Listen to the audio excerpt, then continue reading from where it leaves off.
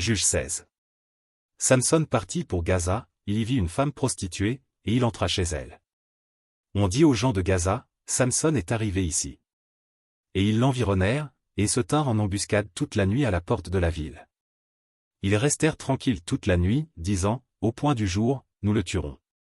Samson demeura couché jusqu'à minuit.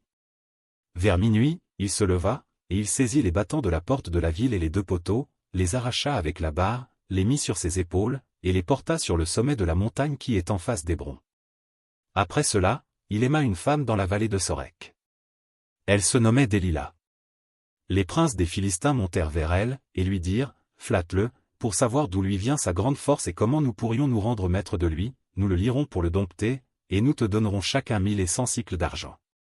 Délila dit à Samson, dis-moi, je te prie, d'où vient ta grande force, et avec quoi il faudrait te lier pour te dompter. Samson lui dit, si on me liait avec cette corde fraîche, qui ne fût pas encore sèche, je deviendrais faible et je serais comme un autre homme. Les princes des Philistins apportèrent à Délila cette corde fraîche, qui n'était pas encore sèche. Et elle le lia avec ses cordes. Or des gens se tenaient en embuscade chez elle, dans une chambre. Elle lui dit, les Philistins sont sur toi, Samson. Et il rompit les cordes, comme se rompt un cordon d'étoupe quand il sent le feu. Et l'on ne connut point d'où venait sa force. Délila dit à Samson, voici, tu t'es joué de moi, tu m'as dit des mensonges. Maintenant, je te prie, indique-moi avec quoi il faut te lier. Il lui dit, si on me liait avec des cordes neuves, dont on ne se fût jamais servi, je deviendrais faible et je serais comme un autre homme.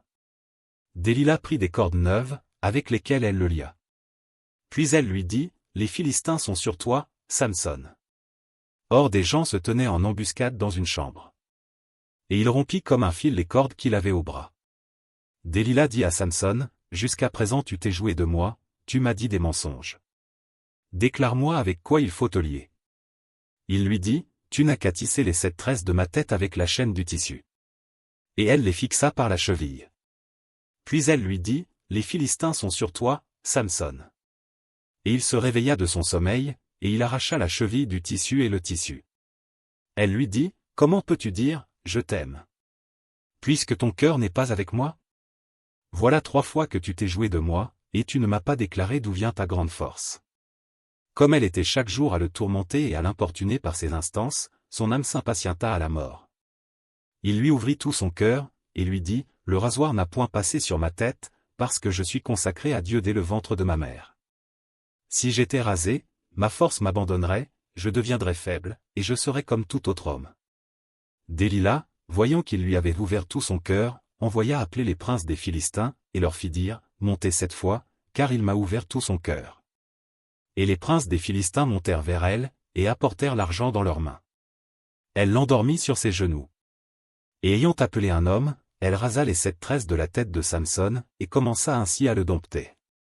Il perdit sa force. Elle dit alors, les Philistins sont sur toi, Samson.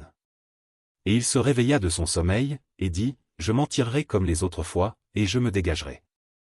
Il ne savait pas que l'Éternel s'était retiré de lui. Les Philistins le saisirent, et lui crevèrent les yeux, ils le firent descendre à Gaza, et le lièrent avec des chaînes d'airain. Il tournait la meule dans la prison. Cependant les cheveux de sa tête recommençaient à croître, depuis qu'il avait été rasé. Or les princes des Philistins s'assemblèrent pour offrir un grand sacrifice à Dagon, leur dieu, et pour se réjouir. Ils disaient, notre Dieu a livré entre nos mains Samson, notre ennemi. Et quand le peuple le vit, ils célébrèrent leur Dieu, en disant, notre Dieu a livré entre nos mains notre ennemi, celui qui ravageait notre pays, et qui multipliait nos morts. Dans la joie de leur cœur, ils dirent, qu'on appelle Samson, et qu'il nous divertisse. Ils firent sortir Samson de la prison, et il joua devant eux. Ils le placèrent entre les colonnes. Et Samson dit au jeune homme qui le tenait par la main, laisse-moi, afin que je puisse toucher les colonnes sur lesquelles repose la maison et m'appuyer contre elles. La maison était remplie d'hommes et de femmes, tous les princes des Philistins étaient là, et il y avait sur le toit environ 3000 personnes, hommes et femmes, qui regardaient Samson jouer. Alors Samson invoqua l'Éternel, et dit, Seigneur Éternel. Souviens-toi de moi, je te prie, ô Dieu. Donne-moi de la force seulement cette fois, et que d'un seul coup je tire vengeance des Philistins pour mes 2 yeux. Et Samson embrassa les 2 colonnes du milieu sur lesquelles reposait la maison, et il s'appuya contre elle, l'une était à sa droite, et l'autre à sa gauche. Samson dit, « Que je meure avec les Philistins. » Il se pencha fortement, et la maison tomba sur les princes et sur tout le peuple qui y était. Ceux qu'il fit périr à sa mort furent plus nombreux que ceux qu'il avait tués pendant sa vie. Ses frères et toute la maison de son père descendirent, et l'emportèrent. Lorsqu'ils furent remontés, ils l'enterrèrent entre Tsoréa et Eshtaol dans le sépulcre de Manoch, son père. Il avait été juge en Israël pendant 20 ans.